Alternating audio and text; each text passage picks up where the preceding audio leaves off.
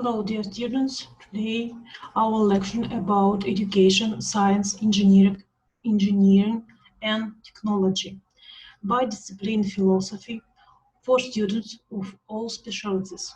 My name is Khmelnytska Olesya Mikhailovna. Today, our plan: philosophy of science, philosophy of education, and philosophy of engineering and technology. Let's start. Hi, but I just decided to talk about philosophy of science in 5 minutes. I guess the idea is that we're supposed to be stepping back from the day-to-day work and just thinking about what we do in the round, and like meta science, what is science all about. I'm not particularly well qualified to talk about this, and I put up a little quotation there for style to translate to people to explain my credentials. What does it mean?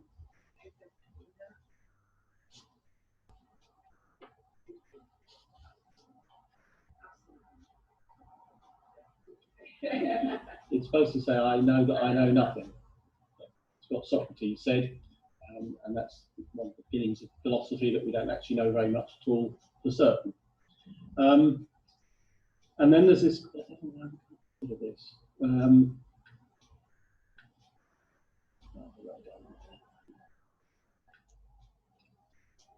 the question is, what is philosophy of science for? Richard Feynman pointed out that actually the philosophy of science is about as useful to scientists as ornithologists to birds. I guess some of his kind of critique there is this issue of, is philosophy of science supposed to be normative or descriptive? It's supposed to tell us as scientists how we're supposed to be doing science, or is it just the philosophers describing what we do and picking apart what we do and so forth? And there is some tension there, I think, in between those two kind of goals of philosophy of science. So science is about trying to get knowledge, truth about the world, and in many cases people would say, well, it's about the real world out there, and it's finding out things that are independent of us, and that's what we're supposed to be finding out about. That's one view of science, and often termed realism or scientific realism. There is a real world out there, and we can find out about it. There's another view which says, well, actually science is just a kind of heuristic, it's a kind of practical approach that seems to work, and it solves problems for us, but we don't care about truth and knowledge, we just care about its instrumental value, and that's given the term instrumentalism.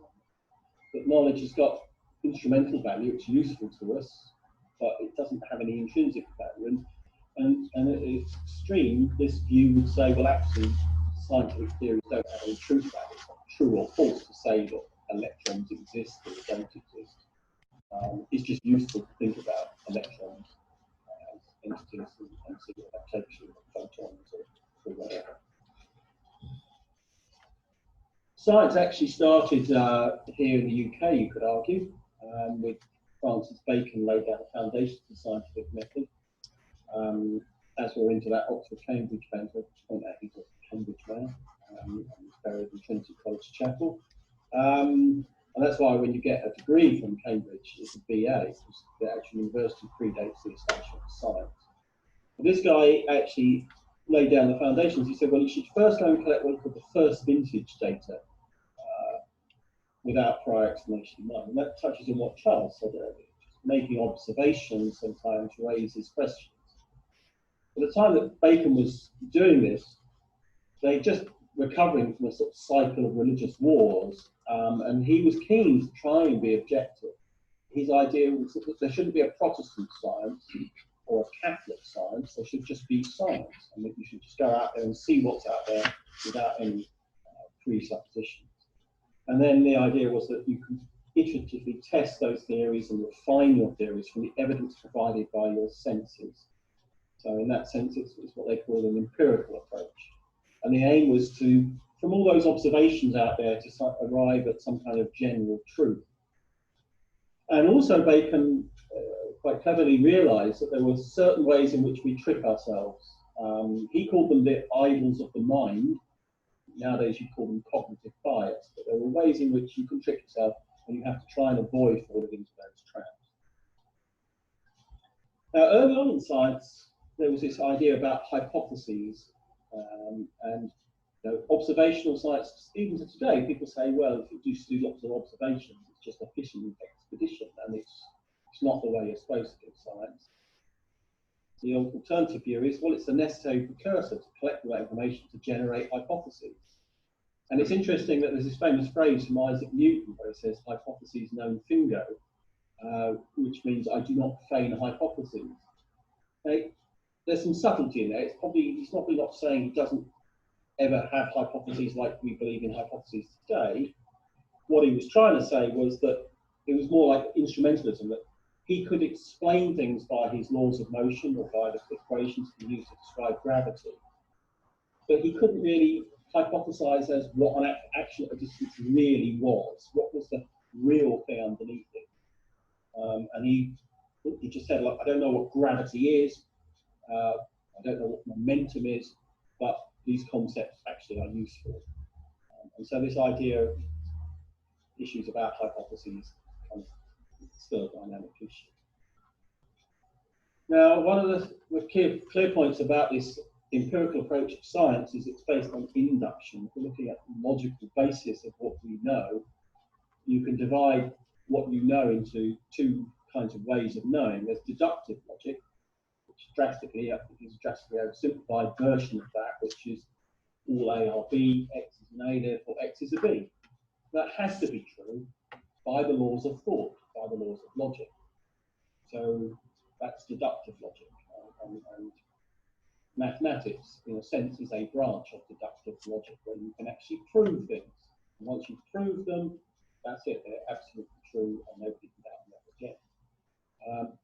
What we use in science is inductive logic, where you say things like, all the copper we've tested conducted with electricity, X is a piece of copper yet to be tested, therefore X will conduct electricity. It's the sort of reasoning we engage in.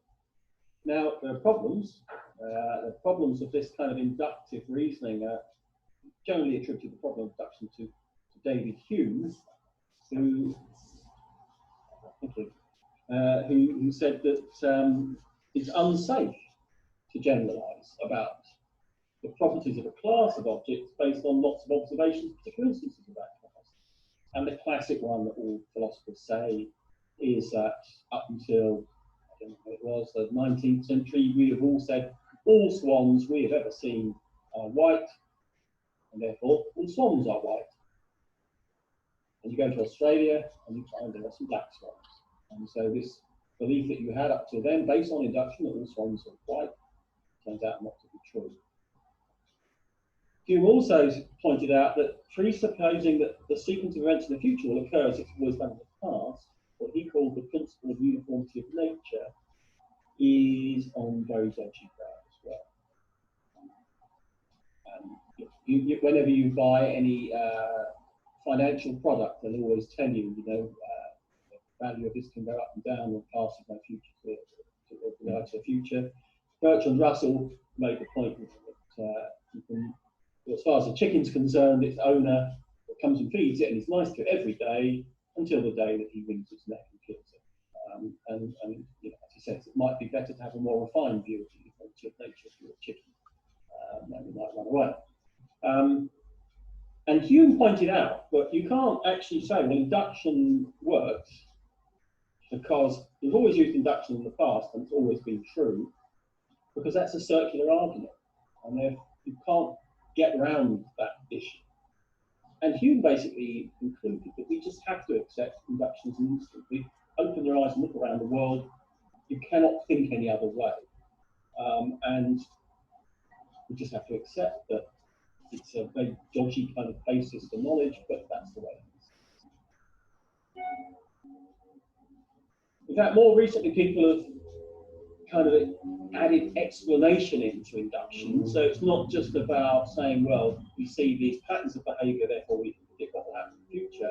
But we also like to explain. We have to come up with some explanation. And there's this kind of reasoning called abduction now, which is often referred to as inference to the best explanation, which is basically using induction and trying to have some explanation. Now, why is that important? Well, actually, one of the problems of induction also is that there may be many different explanations for the same events in front of you. So you might come home and discover your wife's underpants on the floor, and knickers on the floor, and you might think that she's been having an affair, and that she's, been in the bedroom that afternoon with a lover, or it may be that she felt unwell and was sick and changed her clothes, or any kind of number of explanations can account for that, what you've seen, okay? And so, how do you select the best hypothesis among many? And the one that you can look at is one that explains what's in front of you, but also explains the most with the least. And it's this idea of parsimony, or elegance in science. So going back to Occam's razor, William Ockham, symptoms for candor praeter necessitatum, which means you shouldn't multiply the number of things you need to explain something beyond necessity. This idea of elegance, beauty is truth, beauty is truth. Whitehead, associate of Bertrand Russell, said simplicity and distrust it. Einstein said Raphael is the hair got other balls after which means God is subtle but he's not malicious. So this is this issue of trying to find causal explanations as well as using induction. There's a nice quote there from Dawkins on Darwin. He said that never were so many facts explained by so few assumptions. Talking about the elements of Darwin's theory of evolution. And one of Darwin's contemporaries, like Whewell, came up with this word consilience to talk about the way in which different kinds of evidence from different sources can come together to actually provide evidence and explanation for something. Does anyone know who this is? This was an interesting movement in the early 20th century. This is Freddie Eyre, A.J. Eyre, who wrote a classical philosophy called Language, Truth and Logic. And he was looking at this issue of how do we actually know anything? And what does it mean to know anything? And he came up with this thing called the verification principle, which was that if you make a statement about the world, if you cannot actually find a way in which that statement could be verified, then it's actually meaningless. And it's not that it's not true, it's just a stupid, meaningless thing to say. So the classic thing was that you can't prove God exists, and actually therefore talking about God is meaningless in this viewpoint of logical positivism. Dawkins now says that why do we have departments of theology in universities when there's no God, there's nothing for them to study? It's a kind of logical progression from that view. Now, that view was held for a short while in the early 20th century in the English-speaking world, but it was superseded by another view, which I'll talk about in a moment. But it's worth just spending 2 minutes more on A.J. Eyre, because he did one thing that's particularly notable, one particular anecdote, which is that he was in his later life, he actually went to a party, and Naomi Campbell was at the party, and Mike Tyson. And he happened to notice that Mike Tyson was giving Naomi Campbell a hard time, harassing her. So he intervened and said, look, just give this lady a break, will you? And Mike Tyson said, don't you know who I am? I'm the heavyweight champion of the world, the boxing champion of the world. And Freddie Eyre is supposed to have said, well, I am the former Wickham Professor of Logic at Oxford. We're both preeminent in our field. Can we not discuss this like rational men?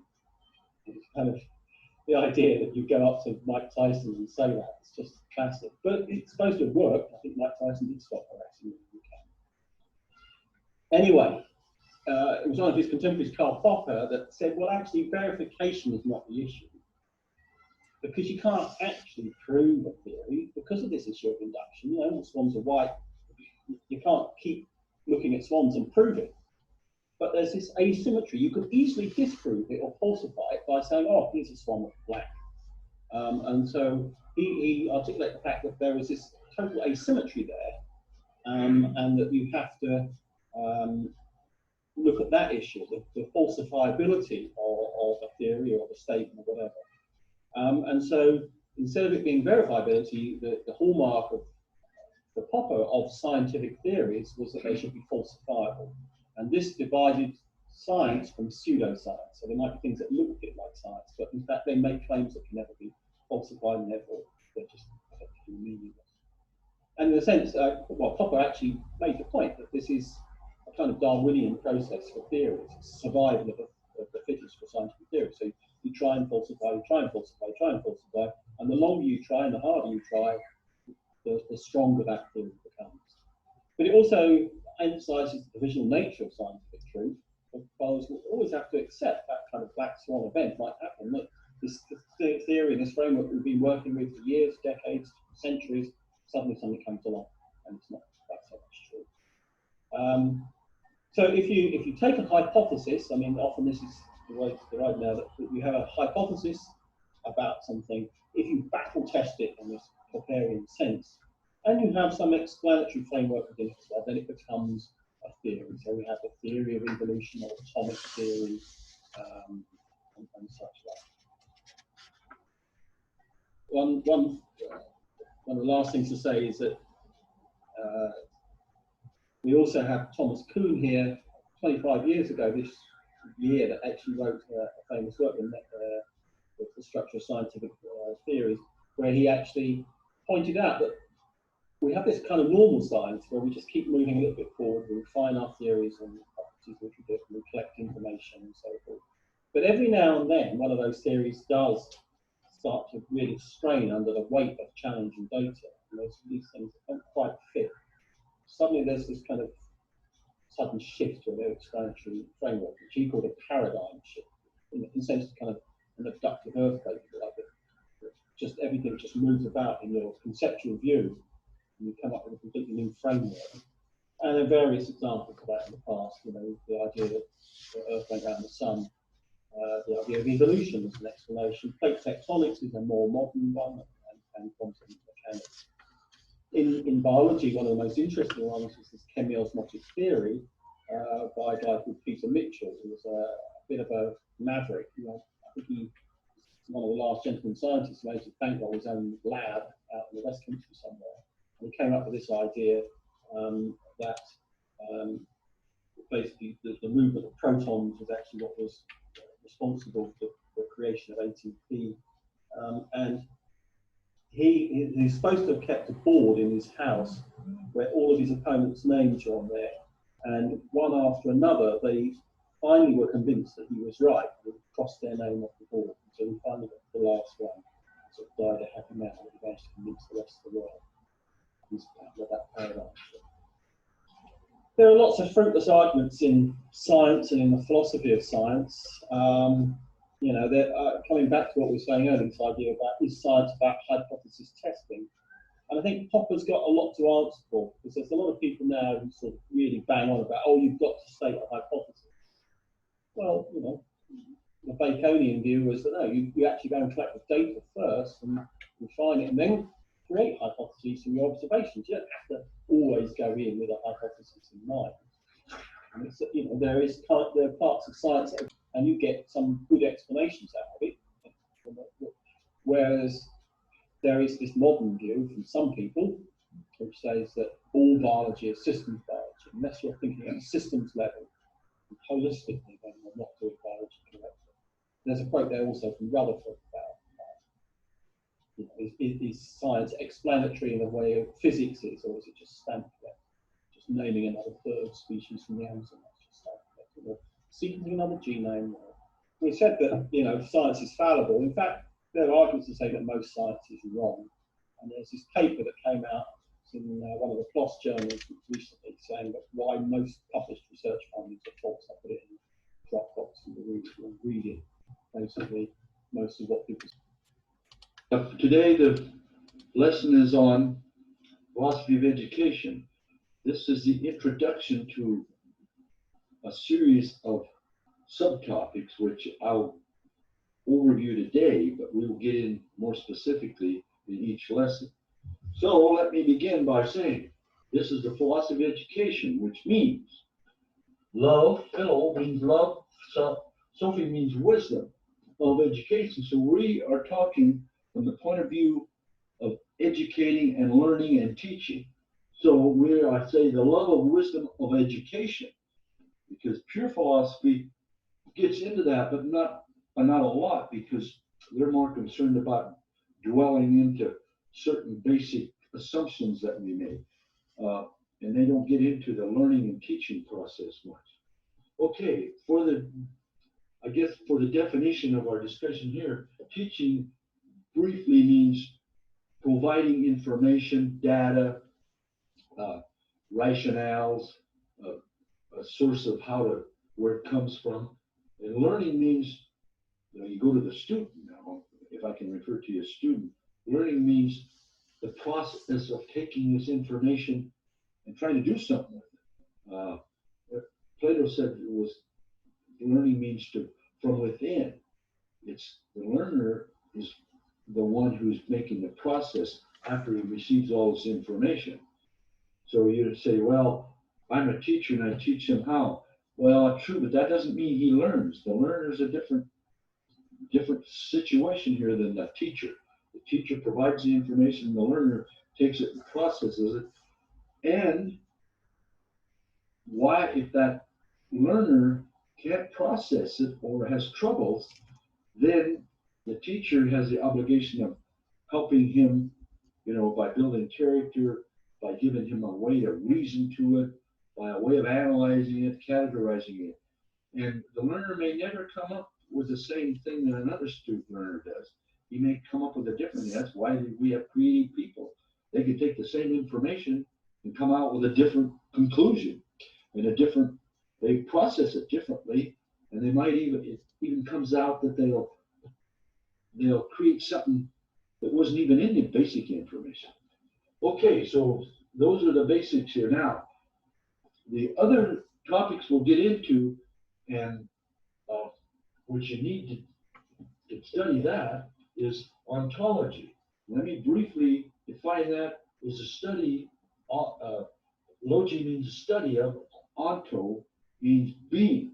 Now you say, well, we're talking about human beings. Yes, but from my point of view, there's more than human beings.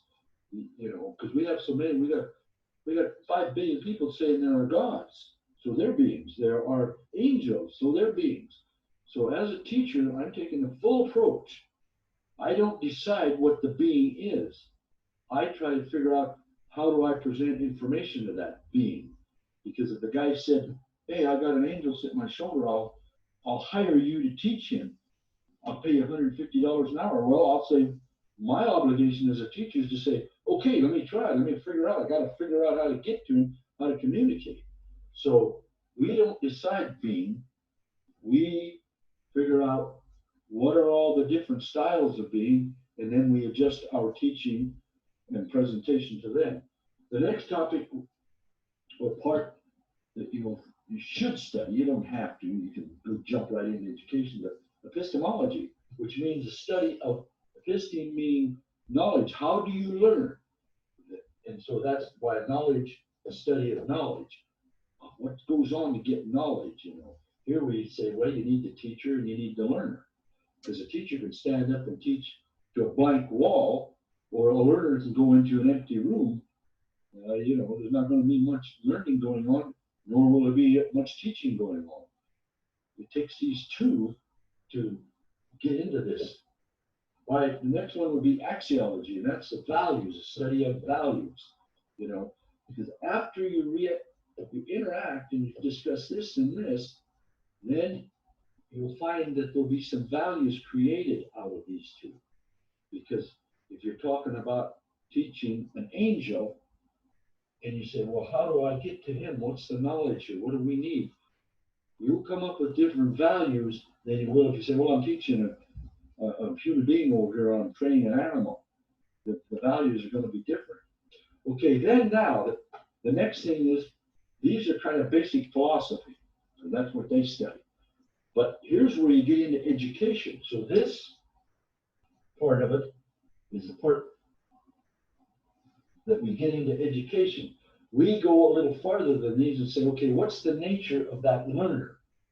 Can he hear? Can he see? Can he use telepathy? Can he use clairvoyance?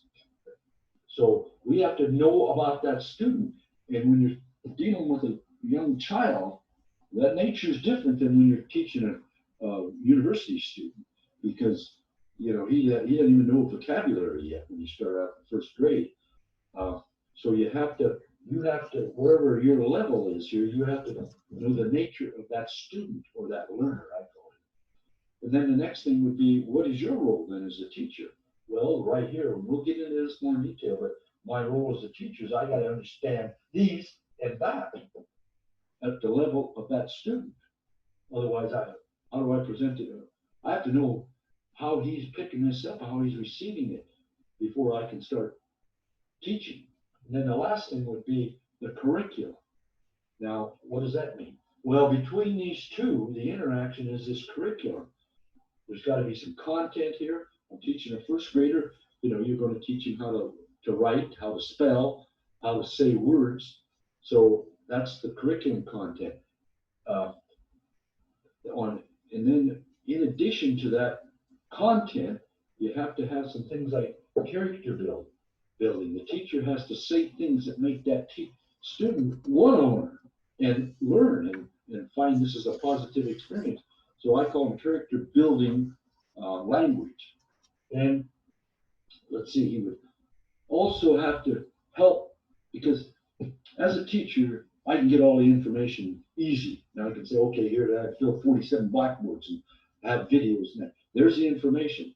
But you also have the obligation of, okay, that kid's having problems learning. Well, you say, well, he's autistic, or he's this, or he can't hear, or he can't see, he's got some dyslexia. But beyond that, you have to help that student, when he gets all this information, how does he process? How does he categorize? How does he analyze?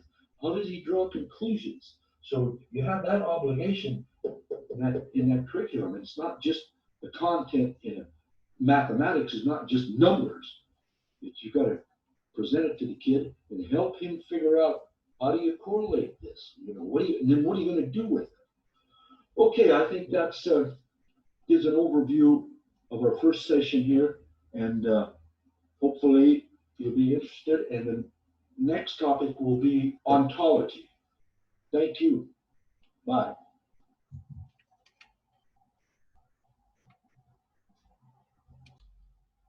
Course in philosophy of education, a good place to start is with two natural questions. What is education? What is philosophy?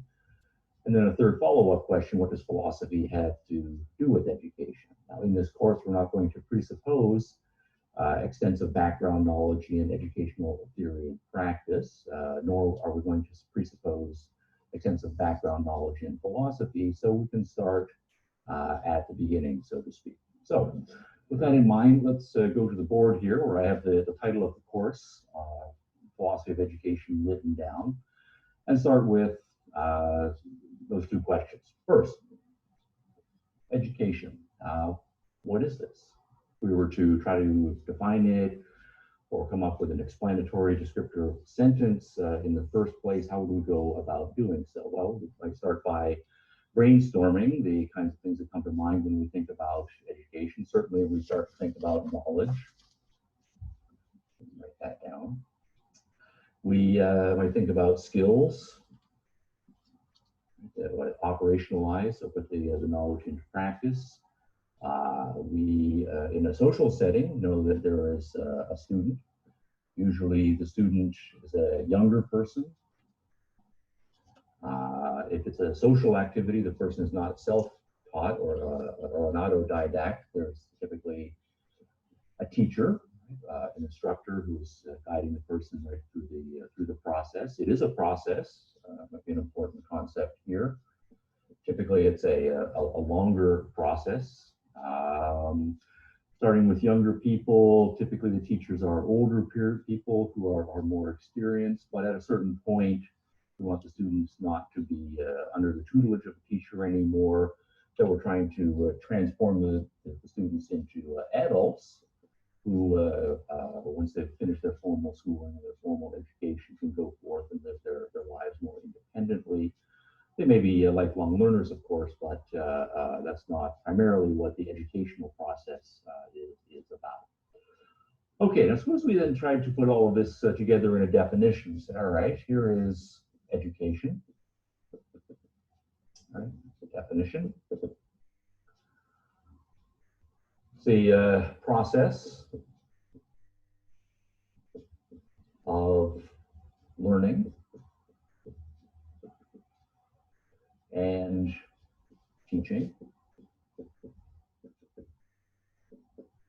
primarily the young.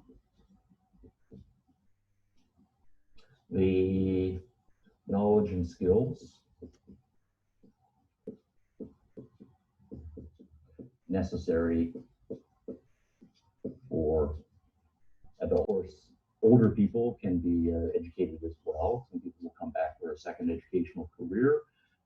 So do we need to expand the definition in that category? We know that there are people who are self-taught. So is the teaching part necessary here? We've mentioned knowledge and skills. Are there other things that we need to add? Do we, for example, talk about character? Is that something that we essentially should add? So in various ways, we could have a discussion and debate about the exact scope and application of this particular definition. But I'm going to use this as an initial good starting point for introducing education in its connection to philosophy. We have enough to go on to get that on the board.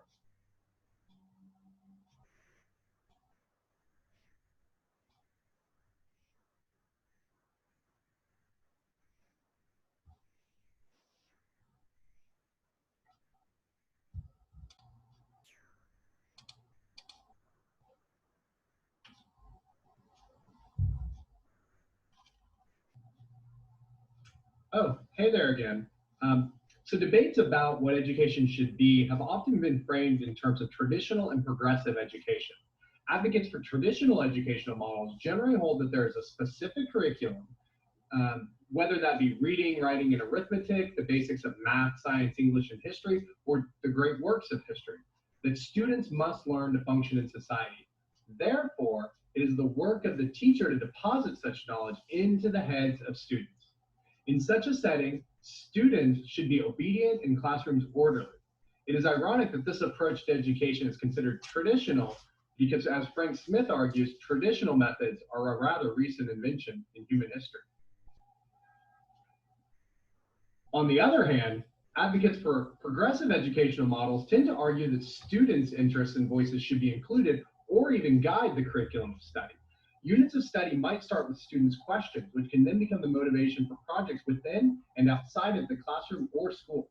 Such an approach often integrates different types and subjects of learning, as students, for example, conduct an environmental study of their school, which emphasizes math and science skills, and then utilize English and civic skills to lobby the city or district for more recycle bins, a school garden, or better sidewalks.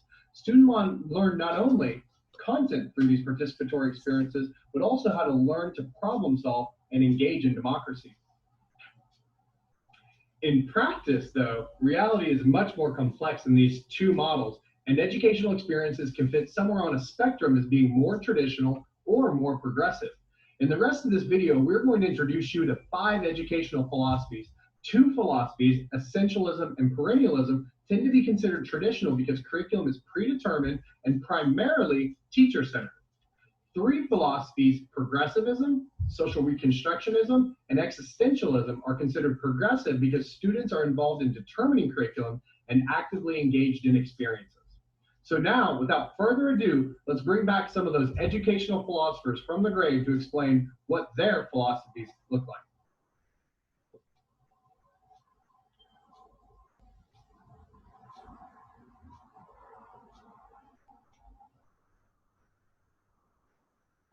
Hello, my name is Arthur Bester, an academic historian, and I will be your teacher for this school year.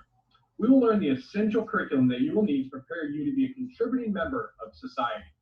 In this class, we will get back to the basics through the educational philosophy of essentialism, made popular by esteemed individuals like myself, William Bagley, and Admiral Hyman G. Rickover. I possess all of the knowledge you will need for this course, and so you will learn by sitting in a proper classroom receiving your instruction through my lecture and the selected textbook.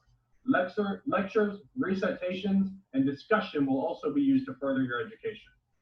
The curriculum is predetermined and will be based on the essential disciplines like math, literature, natural science, foreign language, and history.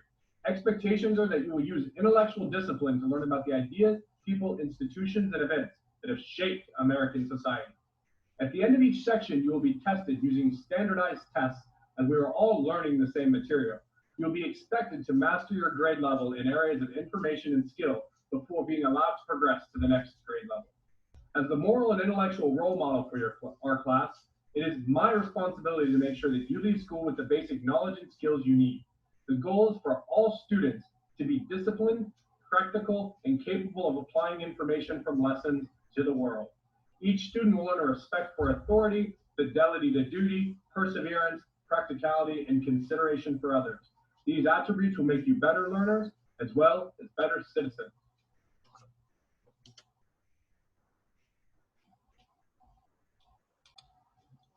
Okay, dear students, if you understand this lecture, you must answer the question for self-control. If you don't understand, you may watch the lecture again, or you may read this literature. This literature was especially for you if you don't understand anything, or you maybe you have to read and explain the seminar lessons, you must read this literature.